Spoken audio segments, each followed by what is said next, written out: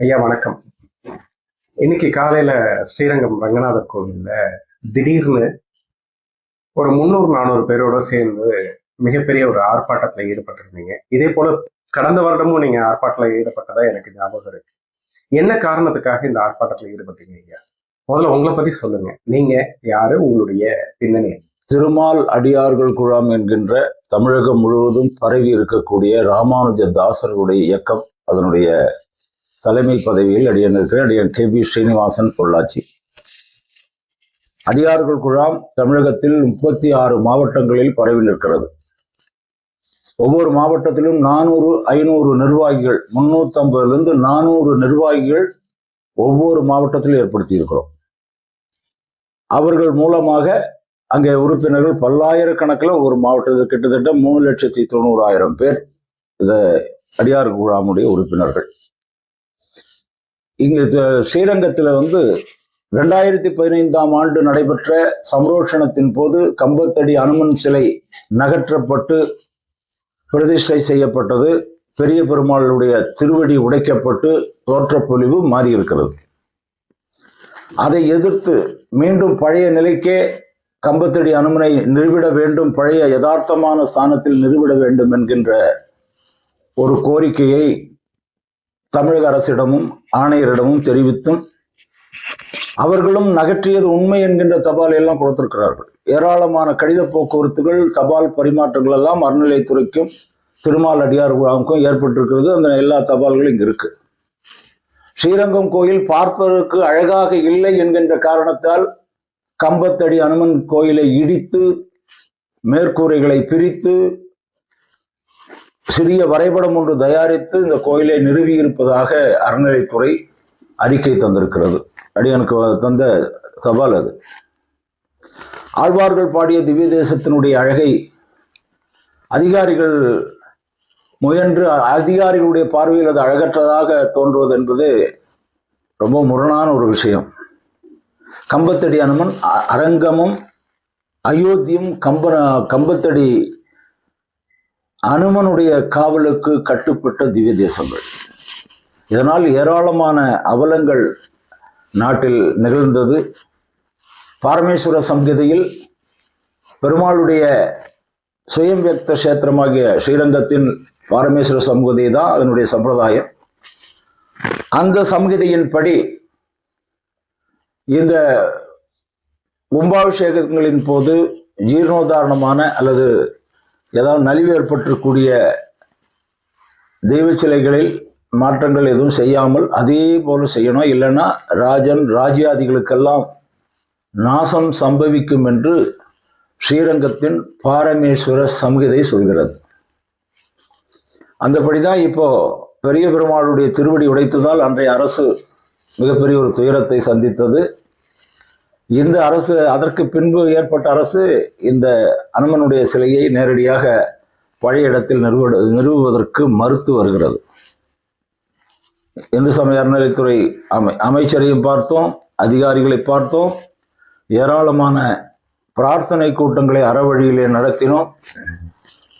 எதற்குமே ஒரு கட்டுப்படாத ஒரு நிலையில் செல்வதால் அடியார்கள் தொடர்ந்து போராட்டங்களில் திருவரங்கம் கோயிலுக்குள்ளே இந்த போராட்டத்தை தொடர்ந்து நடத்தி கொண்டிருக்கின்றோம்.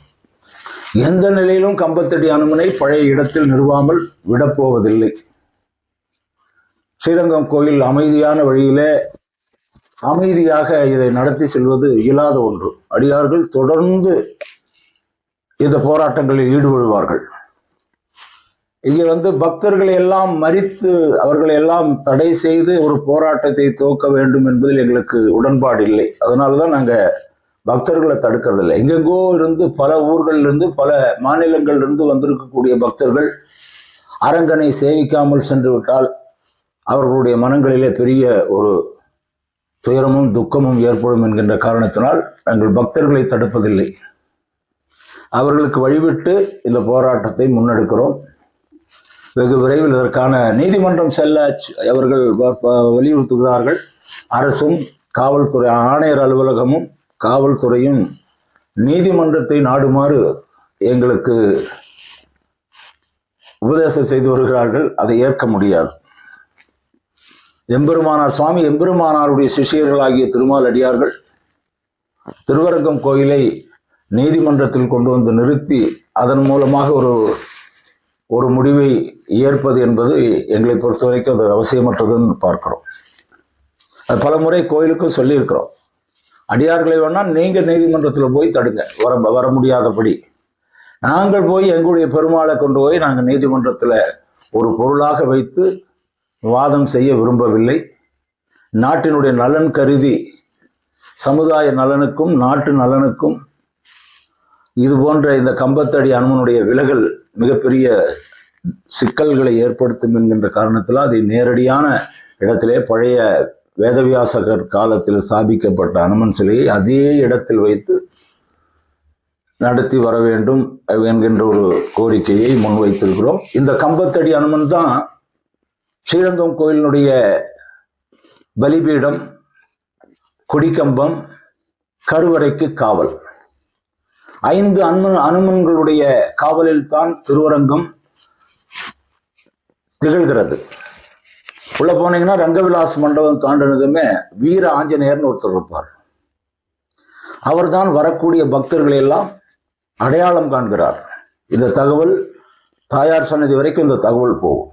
அதுக்கு அடுத்தது கம்பத்தடி அனுமன் பெரிய பெருமாளுக்கு உற்ற காவலனாக இருந்து அவருடைய நேரடி பார்வையில் அரங்கனுடைய கருவறை, பலிபீடம், கொடிக்கம்பம் திகழ்கிறது.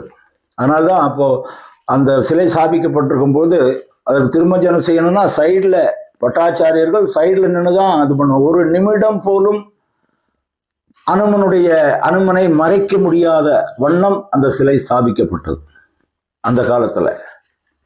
இப்ப என்ன பண்ணியிருக்காங்க, ஒரு மரப்படியை வச்சு நகர்த்தி போய் இது பண்றாங்க. ஒரு இமைப்பொழுது கூட அரங்கனுடைய அந்த தரிசனத்திலிருந்து விலகாமல் இருக்கக்கூடிய கம்பத்தடி அனுமனுடைய அந்த நிலையை மாற்றி அமைத்ததனால்தான் உலகத்தில் பெரும் துயரங்கள், கொரோனா போன்ற நிகழ்வுகள் எல்லாம் நடந்து நம்ம நாட்டில் கூட ராஜ்யாதிகளுக்கெல்லாம் பெரிய விநாசம் சம்பவித்திருக்கிறது, பொதுமக்களுக்கெல்லாம் சம்பவிச்சிருக்கு. அதனால இதை மாற்றணும்னு நாங்க ரொம்ப ஒரு சுவாமி எம்பெருமானாருடைய வழியை பின்பற்றி நடக்கக்கூடிய தாசர்களாகிய நாங்கள் அந்த போராட்டத்தை முன்னெடுத்து கொண்டிருக்கிறோம். அரசு பிடிவாதமாக இருந்தால் பல லட்சக்கணக்கான ஓட்டுகளை இதன் வாயிலாக இழக்கும் என்பது உறுதி. அடியார்கள் அந்த முடிவு தான் வச்சிருக்கிறோம். கம்பத்தடி அனுமனை யதார்த்த பீடம் ஏற்றணும்.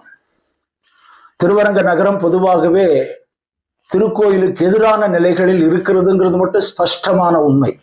அதிகாரிகளும் சரி, இங்க இருக்கக்கூடிய நகரவாசிகளும் சரி, இந்த துயர சம்பவத்தை அவர்கள் கண்டித்ததாக தெரியவில்லை. அது வேற ஒன்றும் திட்டமிட்டதல்ல.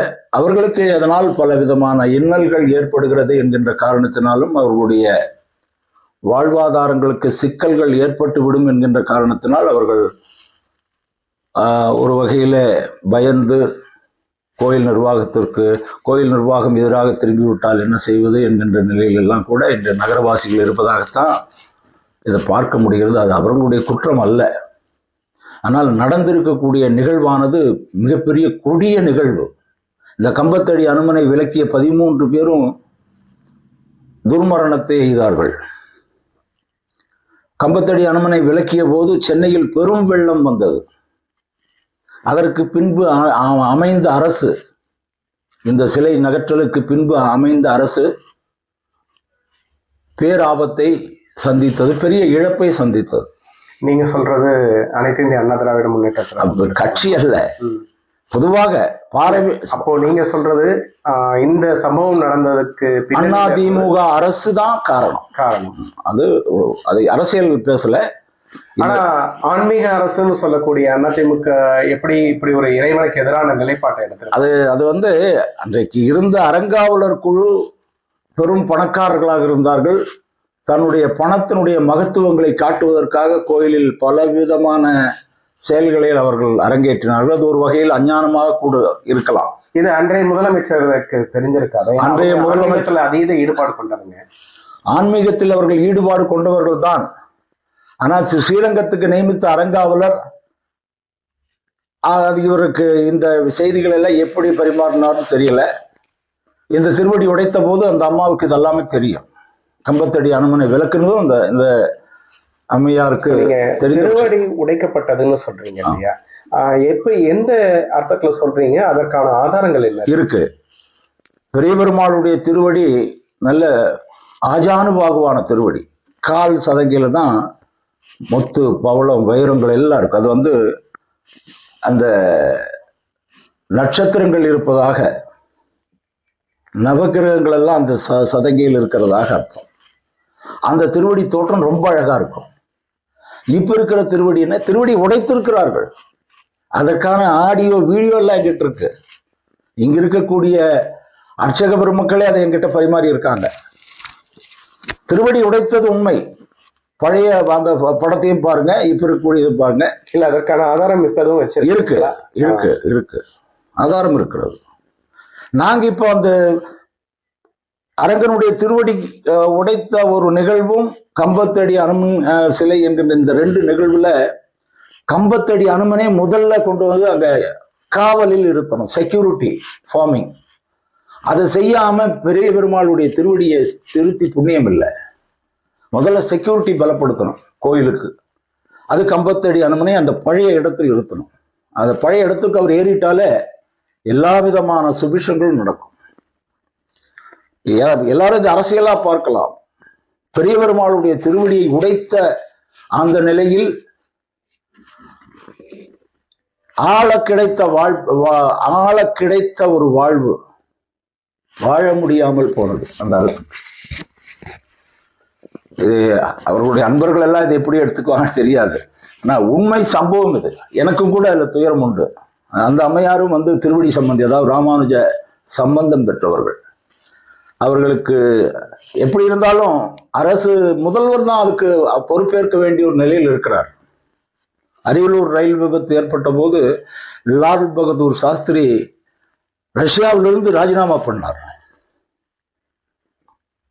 அது மாதிரி அந்த முதன்மை ஸ்தானம் தான் அதற்கு பொறுப்பு. அவர்கள் அதை பாதுகாத்திருக்க வேண்டும். இதே சம்பவம் திருக்குறுங்குடியில 2004 வீற்றிருந்த நம்பிங்கிற அந்த பெரிய பெருமாளுக்கு அருகில் பக்கம் நின்றார் என்கின்ற ஒரு சிவன் சன்னதி இருந்தது. இதே டீமில் இருந்த அதே அறங்காவலர் தான் அங்கிருந்த அந்த சிவன் சன்னதியை இரவோடு இரவாக கலைத்து உடைத்து அந்த கற்களில் இருந்து எல்லாத்தையும் எடுத்துட்டு போயிட்டாங்க. இது வழக்கு. அந்த நாடு, அந்த திருக்குறுங்குடி பெரும் பஞ்சத்தில் அன்றைய அந்த சம்பவத்திற்கு பின்பு நடந்து அந்த மக்கள் எல்லாம் அதை உணர்ந்து அதை மீண்டும் பக்கம் நின்னார், அந்த இடத்துல நிற்கணும் அப்படிங்கிற ஒரு வழக்கெல்லாம் தொடர்ந்தாங்க. இந்த சம்பவம் நடந்து 2004. 2010 மாலா ஜட்ஜ் என்கின்ற ஒரு நீதிபதி பக்கம் நின்னார் சன்னதியை வந்து வீற்றிருந்த நம்பியினுடைய அந்த பழைய இடத்திலேயே, அந்த எங்க இருந்ததோ அங்கேயே ஒரு அங்குலம் மாறாமல் அதை வந்து ஸ்தாபிக்கணும், இல்லைன்னா எல்லாம் ரிமைண்ட் பண்ணுவேங்கிற மாதிரியான ஒரு ஆர்டர். அந்த ஆர்டரை எதிர்த்து இவங்க சுப்ரீம் கோர்ட் வரைக்கெல்லாம் போனதா தகவல். இன்று அதே இடத்துல பக்கம் நின்னார் சன்னதி திருக்குறுங்குடியில் ஸ்தாபிக்கப்பட்டிருக்கிறது. 2004 நடந்தது. இது 2015 நடந்த சம்பவம். நீங்க சொல்றது 2015, அதாவது 10 வருடங்களுக்கு முன்பு. ஆமா, 10 வருடங்களுக்கு முன்பு அந்த அதிமுக ஆட்சியினுடைய காலத்தில் தான் நடந்தது. இது பெரிய ராஜ்ய சிக்கல்களை ஏற்படுத்தக்கூடிய ஒரு நிலைக்குத்தான் இந்த கம்பத்தடி அனுமன் கொண்டு செல்லப்படும். இப்ப இருக்கிற இந்து அறநிலையத்துறையோட அமைச்சர் சேகர் பாபு இது சம்பந்தமா நேர்ல பார்த்தேன்.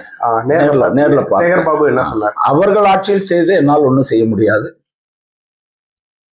அப்படிங்கிற மாதிரி ஒன்று சொன்னார். ஒரு காரசாரமான வாதம் ஏற்பட்டது அடியனுக்கும் அமைச்சருக்கும். நான் அதை வெளியிட விரும்பல.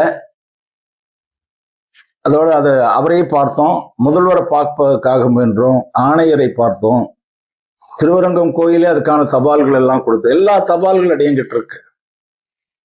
இருந்தாலும் நாம சாத்வீகமான முறையிலே அதை கொண்டு வந்துட முடியுங்கிற ஒரு நம்பிக்கையோடு நாங்கள் இந்த நிகழ்வை முன்னெடுத்து கொண்டிருக்கோம். அது மீண்டும் மீண்டும் மீண்டும் மீண்டும் தொடரும். உங்களுடைய அடுத்த கட்ட நடவடிக்கை என்ன? அடுத்த கட்ட நடவடிக்கை இது தேர்தலில் எதிரொலிக்குமா? இதுல அடியார்கள் இந்த சம்பவத்துக்கு எதிரானவர்கள் யாராக இருந்தாலும் ஓட்டு சத்தியமா போட மாட்டாங்க. யாருக்கு சொல்றீங்க? யாருக்காக இருந்தாலும். திருவரங்கத்திற்கு ஆதரவற்ற நிலையில் இருக்கக்கூடிய எந்த ஒரு ஆட்சியாளருக்கும் ஓட்டு அளிக்கிறதுங்கிறது இயலவே இயலாது, போட மாட்டாங்க. வேற எதுவும் கேள்வி உண்டா உங்களுக்கு? நல்லது, நன்றி.